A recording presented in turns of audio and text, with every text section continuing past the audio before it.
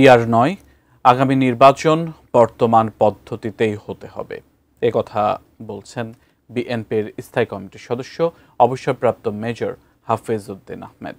তিনি বলেন, সংবিধান সংশোধন করা নির্বাচিত প্রতিনিধিদের কাজ। আর গণ অধিকার পরিষদের সভাপতি নুরুল হক নূর মনে করেন, জুলাই ঘোষণাপত্রে প্রত্যাশা পূরণ হয়নি।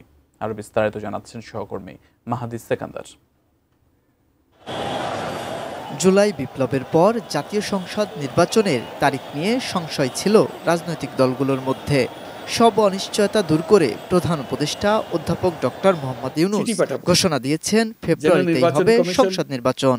আগামী রমজানের আগে 2026 সালের ফেব্রুয়ারি মাসে জাতীয় নির্বাচন অনুষ্ঠানের আয়োজন। রাজনৈতিক অঙ্গনে এখন নির্বাচনী হাওয়া বইছে।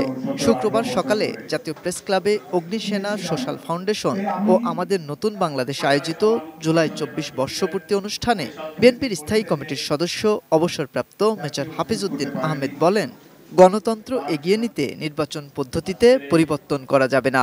একটি রাজনৈতিক দল বলে যে এখানে নির্বাচনটি হতে হবে পিআর অর্থাৎ প্রপোর্শনাল রিপ্রেজেন্টেশনের ভিত্তিতে।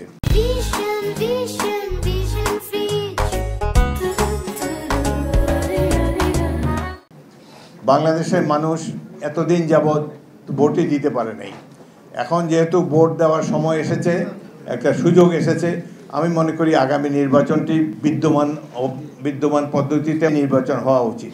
গণসংহতি আন্দোলনের প্রধান সমন্বয়ক জোনায়েদ সাকি মনে করেন, বিচার, সংস্কার ও নির্বাচন এই তিনটি বিষয়ে সমান গুরুত্ব দিতে হবে। 24-এর যে অভ্যুত্থান পরবর্তী রাজনৈতিক বাস্তবতা, সেখানে আমরা যদি নিজেদেরকে, প্রতিটি দল, প্রতিটি নেতৃত্ব নিজেদেরকে বদলাতে না পারি, তাহলে আগামী দিনে আর তারা কেউ প্রাসঙ্গিক থাকবেন না। নতুন ব্যবস্থার জন্ম এখন একটা অনিবার্য ঘটনা, এটা ঘটতেই হবে। আর জুলাই ঘোষণাপত্রে মূল বিষয় আড়াল করে মন গড়া কথা জুড়ে দেওয়া হয়েছে বলে মনে করেন গণ অধিকার পরিষদের সভাপতি নুরুল হক নূর।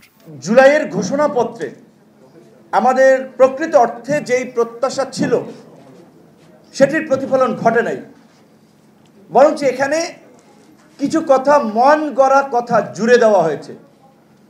কোন দলের ন্যারেটিভ তৈরি করার জন্য এইখানে একটা নতুন, কি বলবেন, যে কিছু পুরানো ইতিহাস কিংবা কিছু গতানুগতিক কথা নিয়ে আসা হয়েছে।